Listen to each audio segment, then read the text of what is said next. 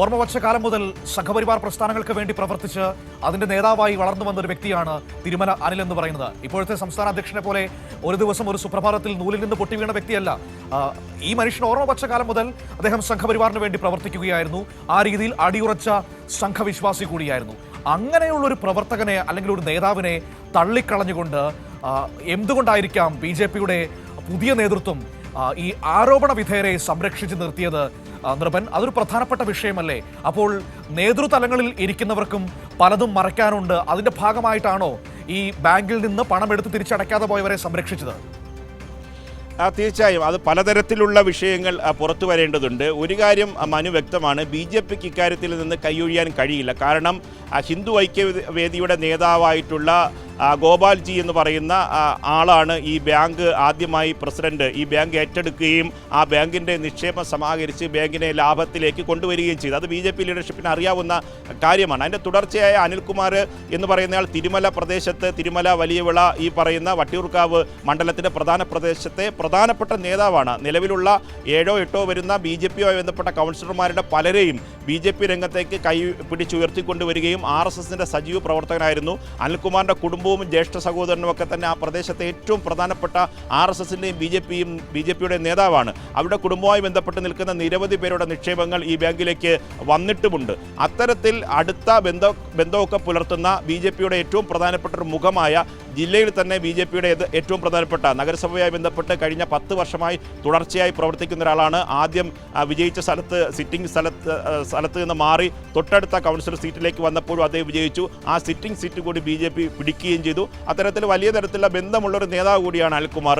അനിൽകുമാറിനെ അങ്ങനെ വളരെ വേഗം BJP എന്തുകൊണ്ട് കൈവെടിഞ്ഞു എന്ന് ചോദിച്ചാൽ ഇത് നേതാക്കളിലേക്ക് എത്തുകയും പല നേതാക്കൾക്കും ഈ ബാങ്കുമായി ബന്ധപ്പെട്ട ഈ ബാങ്കിൻ്റെ തകർച്ചയിൽ സാമ്പത്തിക പ്രതിസന്ധിക്ക് പങ്കുണ്ട്.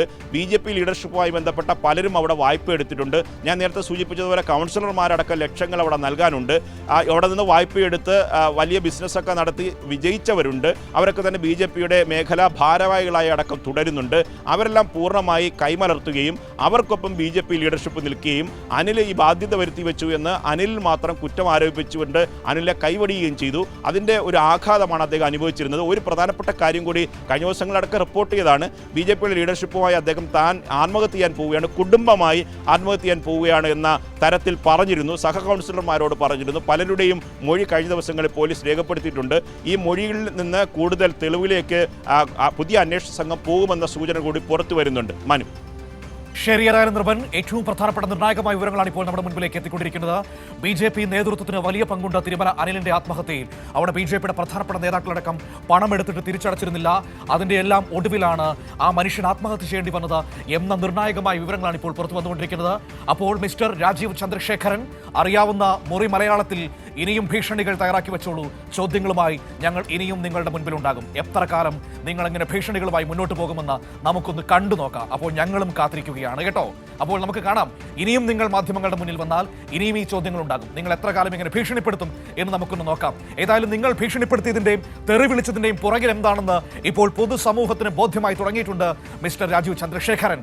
കാരണം വ്യക്തമാണെന്നേ നിങ്ങളുടെ കള്ളത്തരങ്ങൾ. നിങ്ങൾക്ക് ഒളിക്കാൻ ഒരുപാടുണ്ട്. നിങ്ങളുടെ നേതാക്കൾ ഇടപെട്ട് നടത്തിയ കള്ളത്തരങ്ങളാണ് ആ മനുഷ്യന്റെ ജീവൻ എടുക്കുന്നതിലേക്ക് എത്തിച്ചത് എന്ന വിവരങ്ങൾ ഇതാ ഓരോന്നോരോന്നായി പുറത്തേക്ക് വന്നുകൊണ്ടിരിക്കുന്നു. കൗൺസിലർ അടക്കം, നിങ്ങളുടെ പ്രധാനപ്പെട്ട കൗൺസിലർ അടക്കം അവിടുന്ന് പണമെടുത്തിട്ട് തിരിച്ചടച്ചിട്ടില്ല. നിങ്ങളുടെ ഭാരവാഹികൾ പലരും പണമെടുത്തിട്ട് തിരിച്ചടച്ചിട്ടില്ല. ഒടുവിൽ അതിൻ്റെ എല്ലാം ഉത്തരവാദിത്വം ആ പാവപ്പെട്ട മനുഷ്യന്റെ തലയിലേക്ക് കെട്ടിവെക്കുന്ന സാഹചര്യമുണ്ടായി. നിങ്ങളെ എല്ലാവരെയും ഒന്ന് കണ്ട് കാല് പിടിച്ച് പറഞ്ഞില്ലേ ഇതിൽ നിന്ന് എന്നെ രക്ഷിക്കണമെന്ന മനുഷ്യൻ? ആരെങ്കിലും തിരിഞ്ഞു നോക്കിയോ? ഇല്ലല്ലോ. ഒടുവിൽ മരിച്ചതിന് ശേഷം ഞങ്ങളുടെ സഹപ്രവർത്തകൻ മരിച്ചു കിടക്കുകയാണ് എന്ന് ന്യായം പറഞ്ഞുകൊണ്ട് കണ്ണീരൊഴുക്കുന്നതൊക്കെ ഈ നാട്ടിലെ മനുഷ്യർക്ക് മനസ്സിലാകുന്നുണ്ടെന്നേ. ഏതായാലും ഞങ്ങളുടെ ചോദ്യങ്ങൾക്ക് മറുപടി ഉണ്ടാകില്ല എന്നറിയാം. പക്ഷേ ചോദ്യങ്ങളുമായി നിങ്ങളുടെ മുന്നിൽ ഇനിയും ഉണ്ടാവുക തന്നെ ചെയ്യും.